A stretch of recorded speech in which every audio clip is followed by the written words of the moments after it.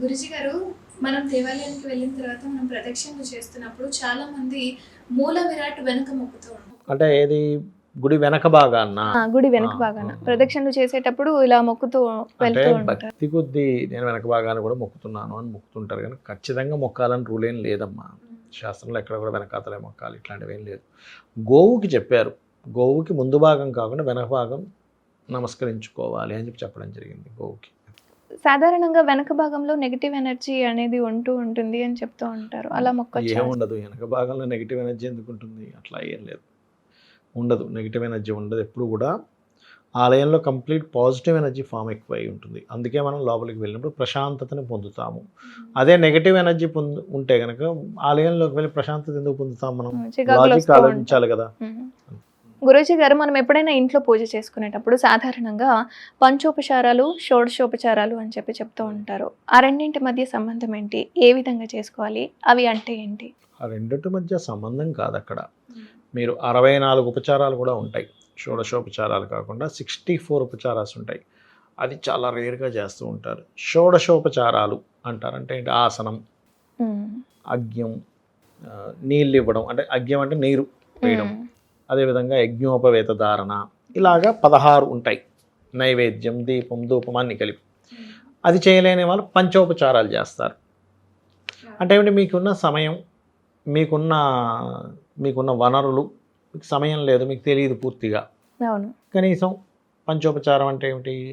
చాలా స్పష్టంగా అక్కడ మీరు స్వామివారికి దీపం వెలిగించారు, స్తోత్రం పాడారు, ధూపం అగరబత్తి వెలిగించారు, హారతి ఇచ్చారు, మీరు ఏదైనా ఒక నైవేద్యం పెట్టారు. ఇలా ఈ రకంగా పంచోపచారాలు చేస్తారు. 5 రకాలు అంతే. అంతేగాని దానికి దీనికి సంబంధం అని కాదు అక్కడ. మీకు ఏదైతే ఉందో ఇప్పుడు అంటే ఏమీ లేదు, చాలా సింపుల్గా చెప్తాను చూడండి. ఒక ఫ్రెండ్ మీ ఇంటికి వచ్చారు, మీ చుట్టాలు ఎవరో వచ్చారు, మీ దగ్గర ఏముంది? ఒక అన్నము, పప్పు, ఒక కూర ఉంది, దాంతో అన్నం పెట్టారు. అలా కాదు, ఒక పెద్ద సంపన్న పరుల ఇంటికి వెళ్ళాడు ఒక ఫ్రెండ్. ఆయన ఏం చేస్తాడు? రకరకాల వంటలు, ఒక 4 కూరలు, ఓ 2-3 రకాల రసాలు, మళ్ళీ ఇంకొక పెరుగు, మజ్జిగ, ఇంకోటి ఏదో గారెలు, కరడ్ ఇదంటారు, అవి లడ్డు ఏవో పెట్టేసి. అంటే ఏంటి?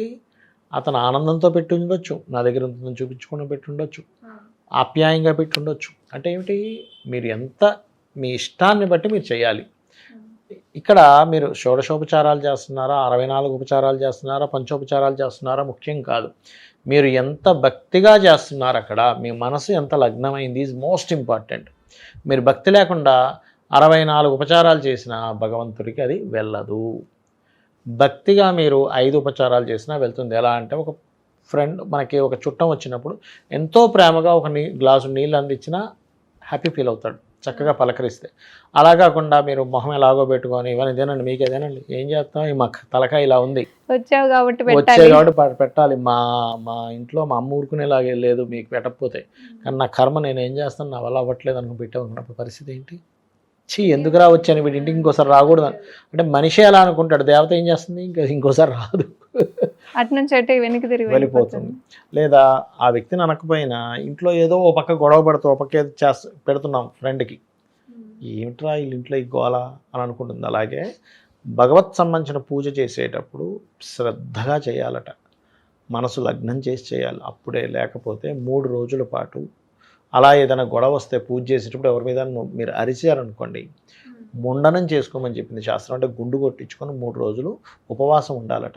ఉపవాసం ఉండి చింతించాలి, అయ్యో నేను భగవత్ సంబంధించినటువంటి పూజ చేసేటప్పుడు నేను ఇలా అరిచాను, దేవతామూర్తి నేను ఇలా చేశాను, దేవత వచ్చి అక్కడ ఉంది. అంటే ఏమిటి? పూజ చేసేటప్పుడు దేవతామూర్తి అక్కడ వచ్చి ఉంటుంది, సాక్షాత్ అక్కడ ఉంటుంది, ఇంక అందులో సందేహమే లేదు. మీరు ఉంది అనే భావంతో చేయాలంతే అక్కడ. అంటే ఇప్పుడు మీరు చెప్పిన విధానం ప్రకారం గుండు కొట్టించుకొని 3 రోజులు ఉపవాసం అన్నారు కదా, అంటే ఆడవారైతే ఏ విధంగా చేసుకోవాలి? ఆడవాళ్ళని ఇంకా అందుకే అంటే వాళ్ళకి అది సాధ్యం కాదు కదా. గుండు ఆడవాళ్ళని కొట్టించుకోమని చెప్పలేదు, పురుషుడికే చెప్పారు ఈ విషయాన్ని. అది అసలు స్త్రీలు గుండు కొట్టించుకోకూడదు, తెలుసా మీకు? లేదండి, అంటే చాలా మంది దేవాలయాలకు వెళ్ళినప్పుడు కొట్టించుకుంటారు, కానీ స్త్రీలు అస్సలు కొట్టించుకోకూడదు.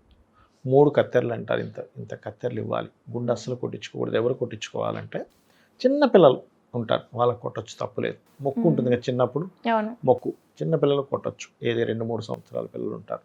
లేదా భర్త గతించిన వాళ్ళు ఉంటారు, వాళ్ళు కొట్టించుకోవచ్చు, కానీ నార్మల్గా స్త్రీ కొట్టించుకోకూడదు. చాలామంది తెలియక మొక్కేసి మొత్తం కొట్టించేసుకుంటారు. తప్పు అమ్మా అది.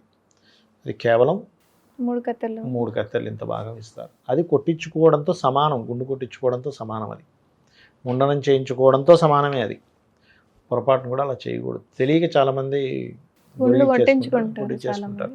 పురుషుడు కొట్టించుకోవాలి. పురుషుడు చక్కగా దాన్ని కళ్యాణ కట్ట అంటారు. దాన్ని మంగళకరమైనటువంటి విషయం అక్కడి నుంచి ప్రారంభం అవుతుందండి. అది పురుషుడికి మాత్రమే చెప్పారు, స్త్రీకి చెప్పలేదు. తెలియక కొట్టించుకుంటున్నారు వెళ్ళి. సౌభాగ్యవతులు ఎవరు కూడా గుండు కొట్టించుకోకూడదు. కొట్టించుకోకూడదు. కేవలం 3 కత్తెరలు మాత్రమే ఇవ్వాలి. అంతే కదా, తెలియక చేస్తున్నారు. తెలియక ఏదేదో తప్పిదాలు చేసుకోవడం. చాలా చక్కటి అంశాలను మాతో పంచుకున్నారు గురుజీ. ధన్యవాదాలు. శ్రీమాత్రే నమః.